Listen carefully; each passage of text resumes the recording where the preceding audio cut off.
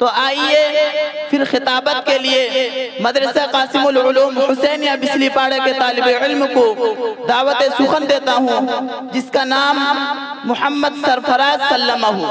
اس شعر کے ساتھ: باہنر ہو پر اثر ہو قوم کے رہبر ہو تم، باہنر ہو پر اثر ہو قوم کے رہبر ہو تم، کہکشاں ہو پھول ہو اور خوشبوئے عنبر ہو تم، آؤ محفل میں خطابت کا چراغ زولیں، باعث فخر چمن ہو شمع روشن تر ہو تم، محمد سرفراز سلمہ۔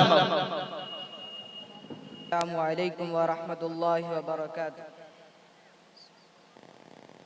الحمد للہ نحمده ونستعینه ونستغفره ونؤمن به ونتوکل علیہ ونعوذ باللہ من شرور انفسنا ومن سیئات اعمالنا، من يهده الله فلا مضل له ومن يضلله فلا هادي له، ونشهد أن لا إله إلا الله وحده لا شريك له، ونشهد أن سيدنا ومولانا محمدا عبده ورسوله، أرسله الله تعالى بالحق بشيرا ونظيرا وداعيا إلى الله بإذنه وسراجا منيرا، أما بعد فأعوذ بالله من الشيطان الرجيم، بسم الله الرحمن الرحيم، ألف لام ميم، ذلك الكتاب لا ريب فيه هدى للمتقين، وقال النبي صلى الله عليه وسلم خيركم من تعلم القرآن وعلمه، وقال تعالى في موضع آخر إن هذا القرآن يهدي للتي هي أقوم، ويبشر المؤمنين الذين يعملون الصالحات أن لهم أجرا كبيرا، صدق الله العلي العظيم۔ ایک مرتبہ درود شریف پڑھ لیجئے۔ اللہم صلی علی محمد النبی الأمی وعلی آلہ وسلموا تسلیما کثیرا کثیرا کثیرا۔ فضل خدا سے صاحب جی شان ہو گیا، فضل خدا سے صاحب جی شان ہو گیا، جو خوش نصیب حافظ قرآن ہو گیا، جو خوش نصیب حافظ قرآن ہو گیا، اس کو جلا سکے گی نہ دوزخ کی آگ بھی، اس کو جلا سکے گی نہ دوزخ کی آگ بھی، محفوظ جس کے سینے میں قرآن ہو گیا، محفوظ جس کے سینے میں قرآن ہو گیا، وہ والدین حشر کے دن ہوں گے تاجدار، وہ والدین حشر کے دن ہوں گے تاجدار، جن کا دلارا حافظ قرآن ہو گیا، جن کا دلارا حافظ قرآن ہو گیا۔ 10 ایسے آدمی کو جنت دلائے گا، 10 ایسے آدمی کو جنت دلائے گا، دوزخ میں جن کے جانے کا اعلان ہو گیا، دوزخ میں جن کے جانے کا اعلان ہو گیا، مانند آفتاب وہ چمکے گا حشر میں، مانند آفتاب وہ چمکے گا حشر میں، جن کا دلارا حافظ قرآن ہو گیا، جن کا دلارا حافظ قرآن ہو گیا۔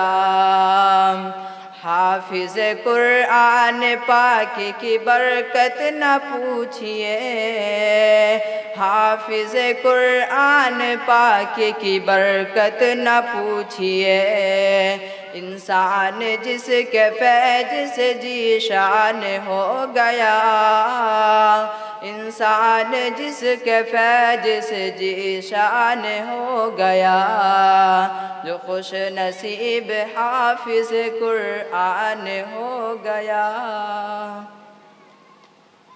یا رب مجھ پر کرم تو اگر کرے، یا رب مجھ پر کرم تو اگر کرے، وہ بات دے زباں پہ جو دل پر اثر کرے، وہ بات دے زباں پہ جو دل پر اثر کرے، الہی رونق اسلام کے سامان پیدا کر، الہی رونق اسلام کے سامان پیدا کر، دلوں میں مومنوں کے الفت قرآن پیدا کر۔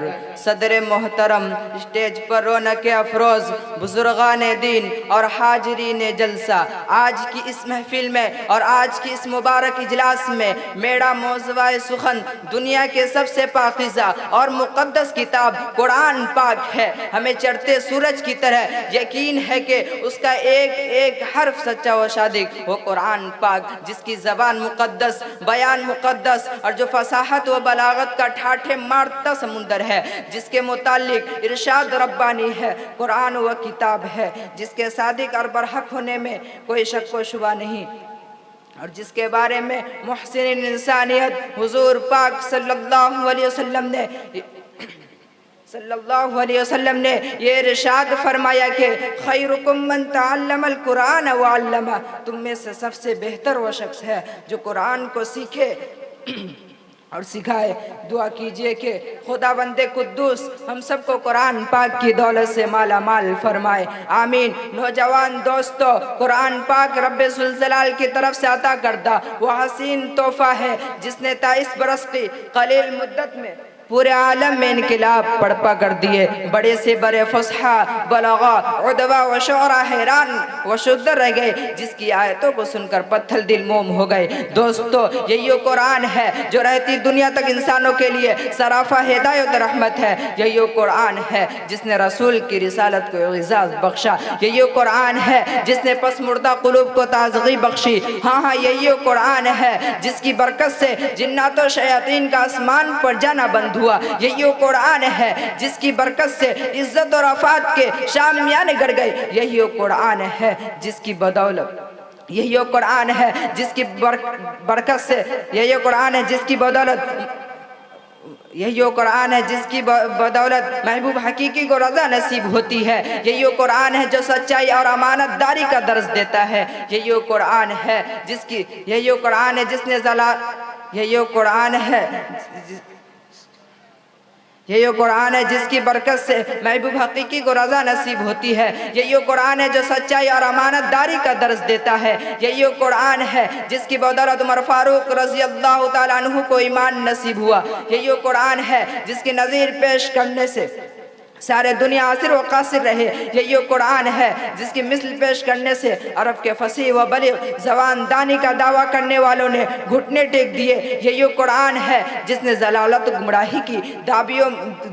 گمراہی کی دلدل میں پھنسی انسانیت کو رشد و ہدایت کا پیغام سنایا۔ یہی قرآن ہے جس کی حفاظت کا دعویٰ خود کے خالق کے کائنات نے فرمایا۔ یہی قرآن ہے جس کی تلاوت میں دلوں کے واسطے فرحت و بشاشت کا سامان ہے۔ یہی قرآن ہے جس نے ذہنی قوتوں کو ضلع بخشا۔ یہی قرآن ہے جس کی برکت سے اجرے چمن میں بہار پیدا ہوئے۔ محترم حضرات، آج کے اس نازک دور میں حفظ و کلام پاک کو فضول سمجھا جاتا ہے، اس کے الفاظ رٹنے کو حماقت بتایا جاتا ہے، کہا جاتا ہے کہ اس کا رٹنا اور بے سمجھے پڑھنا بے سود ہے۔ افسوس صد افسوس، قرآن پاک کے بارے میں ہمارا یہ خیال ہے کہ جس کے بارے میں شہنشاہ بطحہ جناب محمد رسول اللہ صلی اللہ علیہ وسلم دیں۔ یہ ارشاد فرمایا کہ اقرا ورتقی ورتل کما کنت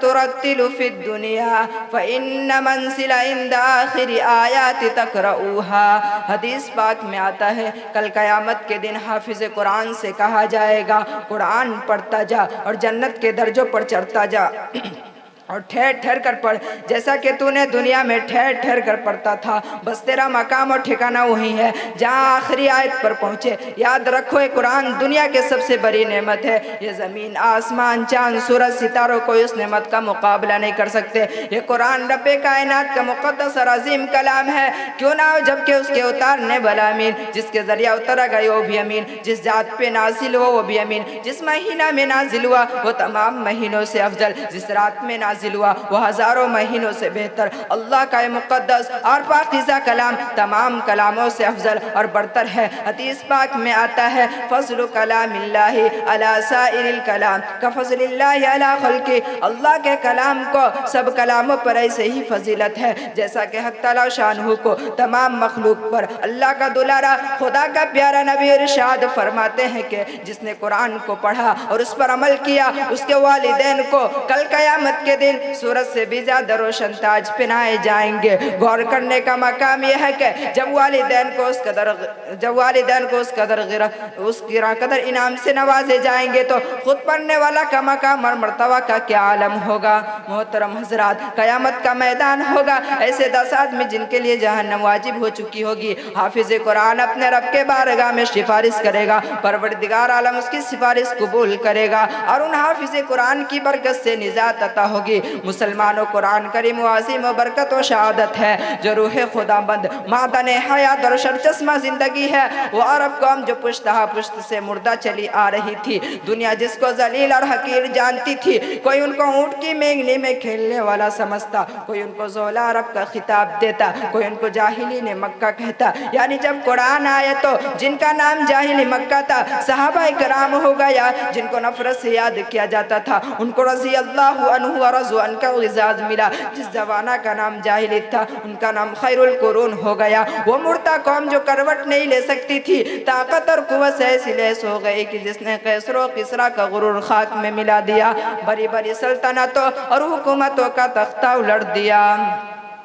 محترم بزرگوں، دوستو، میں آپ لوگ کو بتاتا چلوں، قرآن آیا تو ضلالت گمراہی کی دابیوں میں بھٹکے ہوئے انسانوں کا درد و غم ملا۔ قرآن آیا تو دوستو سب کچھ ملا، مگر افسوس صد افسوس ہم نے قرآن پاک کے دامن مقدس کو ترک کیا، ہم نے اس پاکیزہ تعلیمات کو بھلا دیا۔ نتیجہ یہ ہے کہ وہ مسلم قوم جس کے سر پر عزت اور عفت کا تاج تھا، ذلت اور رسوائی کی غار میں جا گرے۔ وہ قوم کامیابی جس کے آگے بڑھ کر استقبال کرتی تھی، ناکامی اس کی مقدر بن گئی۔ وہ قوم جس کی ایک آواز پر افریدہ کے جنگل میں رہنے والے خوخار درندوں نے میدان خالی کر دیتا، آج ایک چونٹی بھی اس کی حکم ماننے کو تیار نہیں۔ وہ قوم جس پر کبھی حکومت اور سلطنت کا فریضہ انجام دیتا ہے، آج وہ غلامانہ زندگی بسر کر رہی ہے۔ وہ قوم جس پر کبھی تاریخ نازا تھی، آج ماتم کنہ ہے۔ وہ قوم جس کی ماضی روشن اور تابناک حال مستقبل اس کا تاریخ ہے۔